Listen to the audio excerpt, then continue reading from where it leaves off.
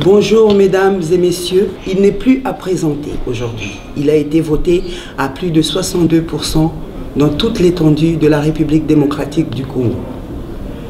Il s'appelle le soldat du peuple, aujourd'hui le commandant du peuple. Le peuple l'appelle le changement. Aujourd'hui, il s'appelle la vérité des urnes. Le micro des jumelles accueille pour vous aujourd'hui Son Excellence, Monsieur le Président élu Martin Fayulu Madidi, numéro 4. Monsieur le Président, mon Excellence, bonsoir. Bonsoir. Merci, commandant du peuple, bonsoir. Bonsoir. Voilà, merci d'avoir honoré de votre présence au micro des jumelles. Comment vous vous portez? Ben, je suis content d'être en face des jumelles. Ça me fait énormément plaisir. Je vous suis régulièrement. Et aujourd'hui, je suis en face de vous. Je suis moi aussi honoré. Voilà. Donc, je vais commencer par la première question, Monsieur le Président. Pouvez-vous rappeler à vos téléspectateurs la raison de votre venue en Europe? Mais très simplement, je suis venu voir mes frères et sœurs ici en Occident. J'ai commencé une tournée d'explication au Congo pour, comme j'avais dit, donc se réjouir avec ceux qui m'ont élu, leur dire merci et leur dire qu'ils ont voté, mais leur décision n'a pas été prise en compte parce que M. Kabila a poussé M. Nanga à fabriquer d'autres chiffres. Ça, c'est de 1. Et de 2, de dire à ces peuples que nous allons continuer les combats pour recouvrer la victoire du peuple congolais. Aussi, dire aux opinions publiques des pays amis, voilà, la communauté internationale a accepté une nouvelle règle de démocratie, une nouvelle règle pour les élections, de cette règle de qui perd gagne. Et il est nullement question d'accepter ces nouvelles règles. Donc, campagne d'explication, campagne d'adhésion à cette cause du peuple congolais et campagne de vérité des urnes. Merci beaucoup. Campagne de vérité des urnes. Monsieur le Président élu, quelles sont vos attentes de cette tournée européenne aujourd'hui? Que tout le monde puisse porter à bras le corps ces combats de résistance contre des intrus, ces combats de résistance contre des gens, des ennemis de la République, des gens qui ont trahi, parce que là, il n'y a pas d'autre mot, Félix Tshisekedi a trahi le peuple congolais, alors que le peuple disait, le chantait, le répétait, ne nous trahissez pas. Aujourd'hui, on a trahi ce peuple et je ne peux pas accepter, si je suis vraiment les commandants du peuple, et laisser ce peuple seul, sans commandant. Merci, commandant du peuple. Avez-vous une suggestion à faire connaître pendant ces européennes? Non, mais écoutez, j'ai dit aux gens qui m'écoutent, que je rencontre, qu'il ne faut pas accepter l'inacceptable. Il ne faut pas laisser ces pays dans ce que j'appelle l'équilibre instable. Il faut trouver une solution et la solution est possible. Je sais qu'il est difficile de récolter les voix aujourd'hui parce que la vérité des jeunes, c'est récolter les voix. Mais s'ils trouvent que c'est difficile, il faut refaire les élections et c'est ça la solution que je propose à tout le monde. Refaire les élections au courant de cette année pour que le pays se reconstruise, pour que le pays se construise. Le Congo n'est nulle part. Un pays de plus de 80 millions d'habitants avec un budget de moins de 5 milliards de dollars. Un pays de plus de 80 millions d'habitants, un pays avec 80 millions d'hectares de terres arables qui importe plus de la moitié de sa nourriture, c'est anormal. Un pays qui a tous les minéraux du monde. Les tableaux de Mendeleev est rempli, et plus que rempli au Congo, mais c'est un pays où les gens vivent avec moins d'1,25 $ par jour. Un pays qui a tout, mais on continue la prédation. Et M. Kabila s'est terriblement enrichi et il veut continuer à gouverner, à gérer les Congo. Pour quel but? Pour que le Congo soit réellement ou totalement balkanisé, pour que le Congo implose. Et c'est ça les combats que nous menons, c'est les combats de sauver ces pays, de sortir ces pays des griffes de M. Kabila. M. Kabila était fini, il était presque oublié. Nous avions dit qu'on ne pouvait pas donner des béquilles à M. Kabila.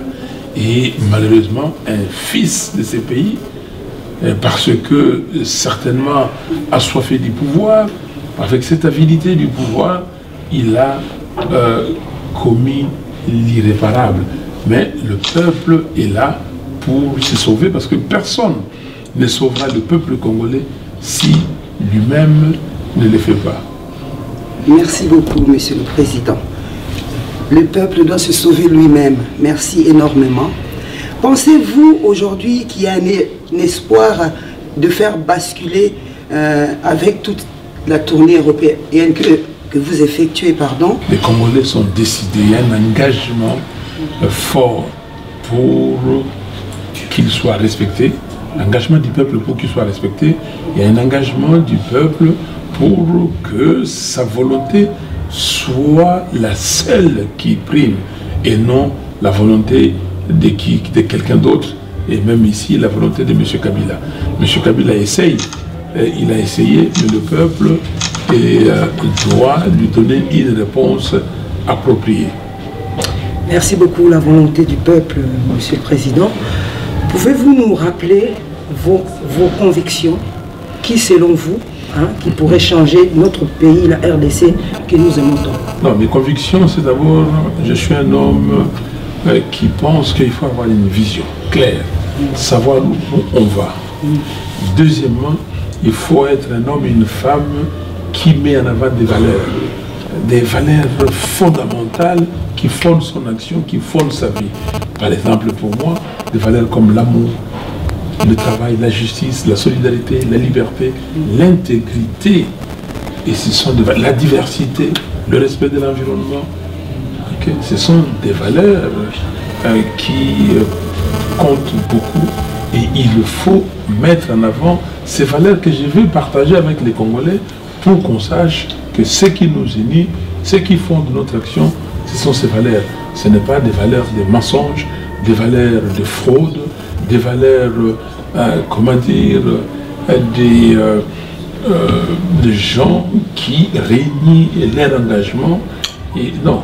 Donc voilà, homme de vision, homme de valeurs, homme de mission, homme qui pense qu'il faut aider son pays.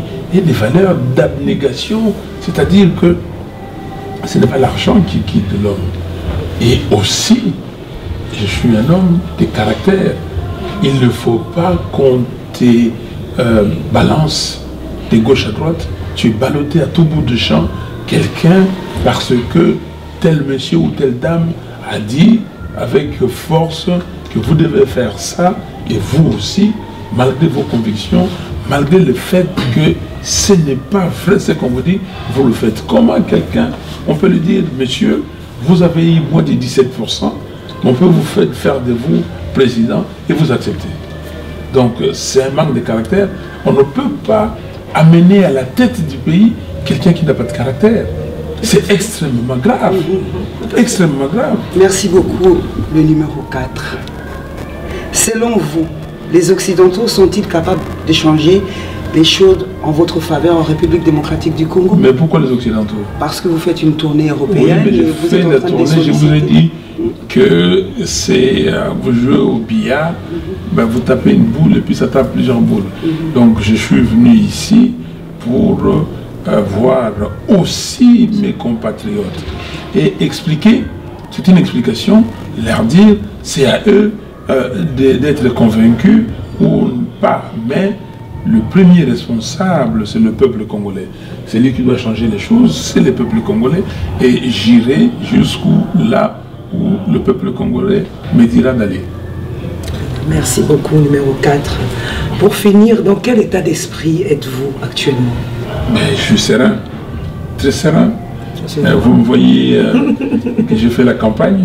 Oui, et j'ai marché à pied des kilomètres et des kilomètres quand il le fallait.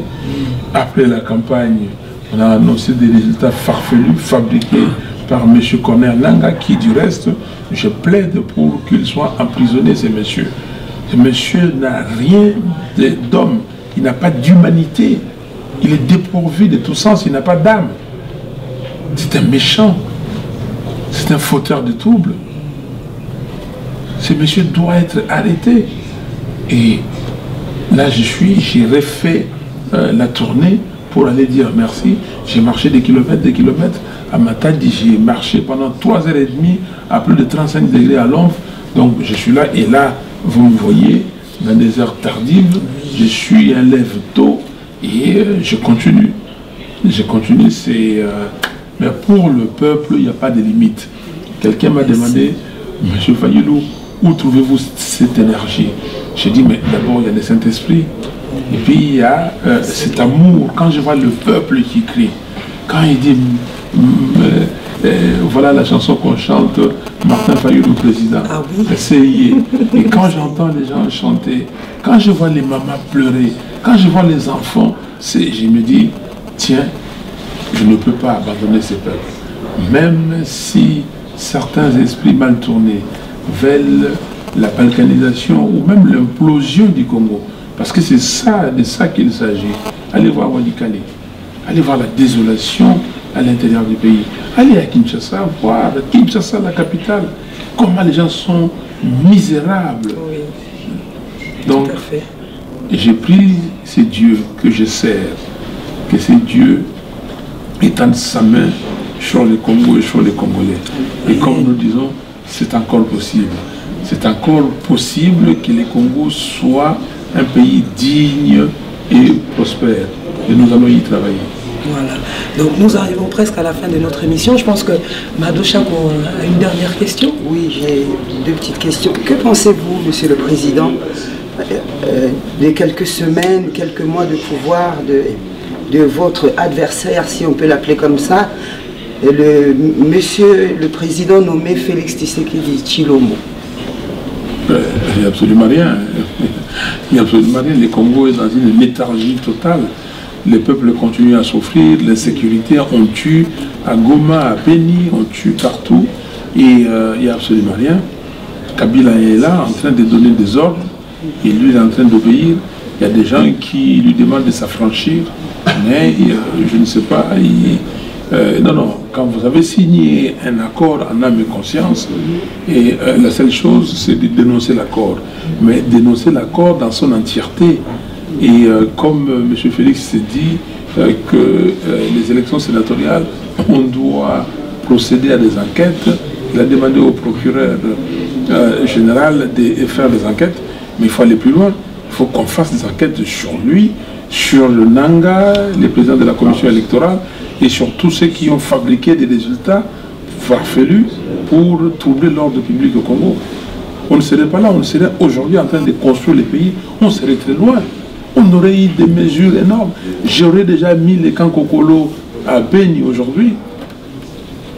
Vous comprenez ce que je suis en train de dire? Oui, tout à fait. Et ça, c'est une trahison qu'on ne peut pas expliquer. Voilà.